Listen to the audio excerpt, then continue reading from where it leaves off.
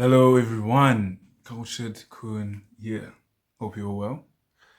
Welcome back, Crash Course Christianity. Today we are covering some more of the biblical narrative, some more of Christianity in print, and we'll be diving into creation's account. So we're going to do creation part one, and this is going to be part one of the Crash Course Christianity series.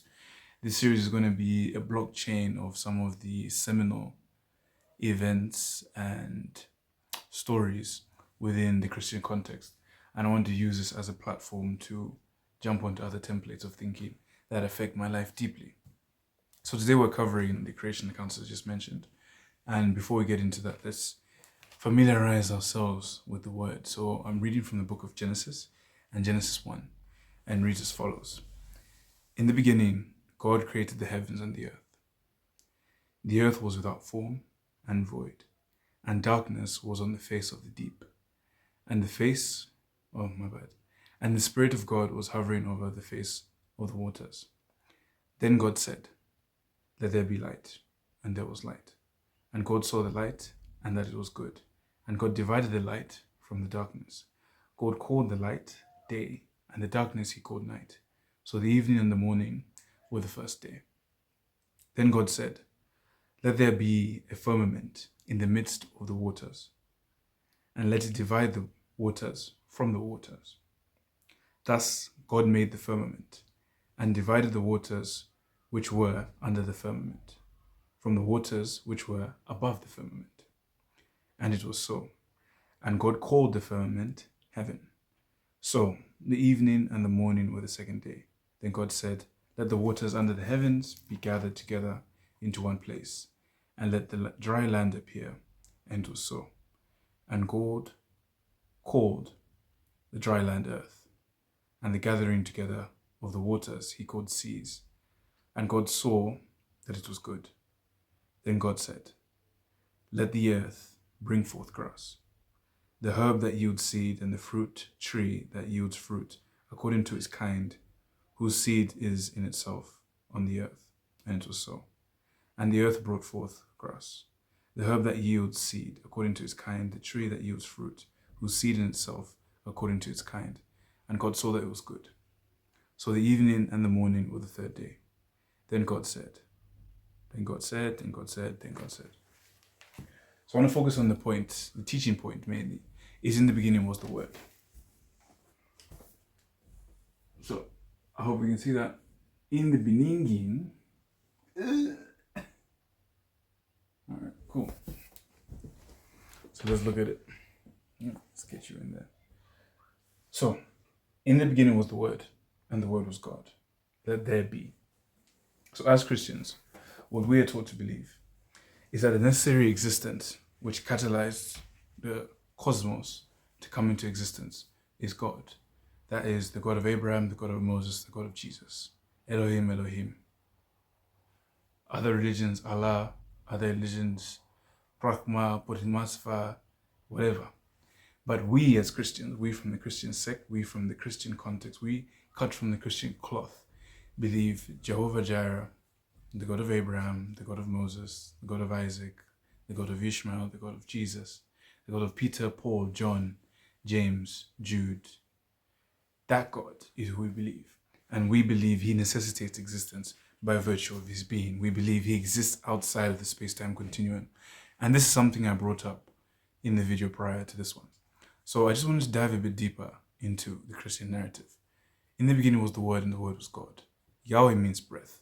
So as we breathe, I am, we are speaking unto God because we believe that God breathed essence into existence. We believe that from God, from God's utterance, came creation, came us. And I'm going to cover in the next video the creation of man as we'll go into Breath of Life and pop culture references and Michelangelo and so on and so forth. But speaking today, speaking of creatures, creation, and those existing as an extension of the divine creator, I want us to just think a bit. Because I'm sure in the template, for some of you who are more scientifically minded, you will think of the Big Bang. And that's fine. But I think let's not divorce divinity from science or religiosity. It occurs to me that Georges Lemaitre, a French priest, that's in 1794 earlier. You correct me if I'm wrong, but he theorized the Big Bang Theory initially as part of his effort to show a working of an existence unbeknownst to ourselves, an existence above and beyond our understanding, which is wholly responsible for everything within the isolated system that is the universe we call the Milky Way, or the galaxy rather. But the universe as a whole of what we understand, and the entire body of those beliefs. And he wrote that with God in mind.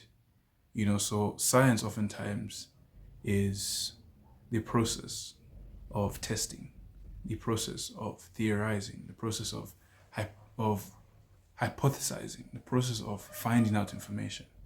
And religion is, I wouldn't necessarily say a gateway to creation, but it is a platform by which we can access those higher planes, provided we see beyond the dogma and the doctrine. Now, yes, is it possible that God, the God of Abraham, God of Moses, God of Jesus, created the world in 7 days? Yes. Is it possible that he rested on the seventh day? Yes. Is it, however, nonsensical that a God would need to rest? A God being omniscient, a God being omnipotent, a God being omnibenevolent, a God being transcendent would need to rest? Of course.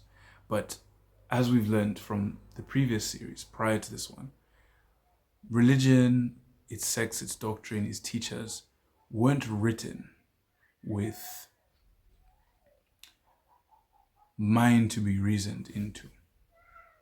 Religion is an abstract drawing of a world beyond our own. It's a description, for lack of a better term, of an ether which stretches beyond the fabric of language, of learning, of all comprehension. So as far as detailing the information, to dissect dialogue and to create a consensus amongst believers, a cohort of Christians or non-Christians, atheists, agnostics, whatever you are, it's quite difficult because typically religious experiences are ineffable. So do I believe in the creation narrative? I do to a certain extent. I think I've come to an understanding that things just exist just because. The first law of thermodynamics is that energy cannot be created nor destroyed. And so by virtue of that, that means the universe has either always existed or was willed into existence. Now, the only idea or conception that I have capable of willing something into existence from nothing is God, ex nihilo in the Latin. And so if you don't believe that, if you don't attach a necessary existence to God, if you don't believe the universe or yourself is a contingent being, and you believe in infinite regress, that's fine. And you believe that maybe we don't know and we will know eventually, that's cool too. But I think I wanted the point of this video to be to edify the information and the understanding that God is real, at least that I believe in a God. Now, whether it's a Christian God I believe in, a Jewish God, a Muslim God, a Sikh God, a Hindu God, a Buddhist God, that's an entirely different situation. But as far as my perspective pertains to philosophy, to people, to places, to the universe as a whole, God seems to me to be the one sufficient conception that fills those gaps. Now, if you're Richard Dawkins or Sam Harris, you say, well, that's the God of the gaps. And that's fine, we'll have this conversation later. But I do believe that with the utterances of let there be light, of let there be water, let there be breath, let there be this, let there be that, and God using the pash, which is breath or life in Hebrew, and breathing us into existence, I do believe in that story.